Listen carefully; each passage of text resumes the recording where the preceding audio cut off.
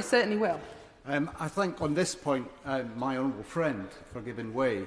The lawsuits are coming, and there can be certainly no more harmful an act than encouraging a young person to mutilate their body with so-called gender-affirming surgery without any therapeutic intervention before that happens. And in Scotland, the UN Special Rapporteur for Violence Against Women and Girls has criticised the Gender Reform Recognition Bill by the Scottish Government. Does she agree with me that it's time to establish who is a feminist and who is a fake to the fingertips? I thank the honourable gentleman for his intervention, and he is absolutely right.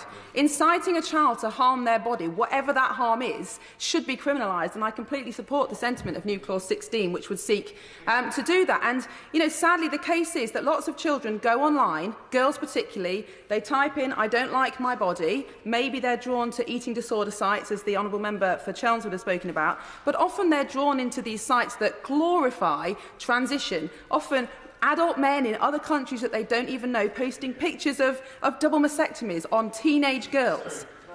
Can I intervene? You certainly can. I mean, this is...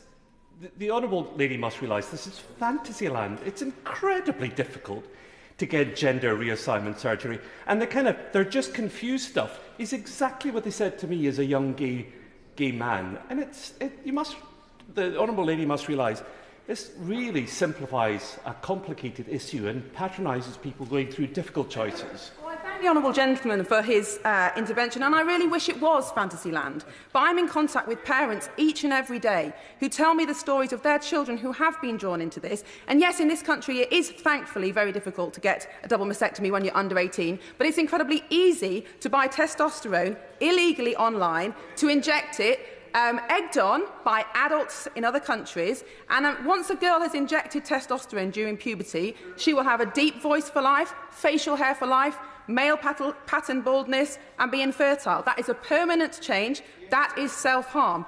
That should be criminalised under this bill, whether that's with this clause or the new plans that the government has. But the honourable gentleman is absolutely right.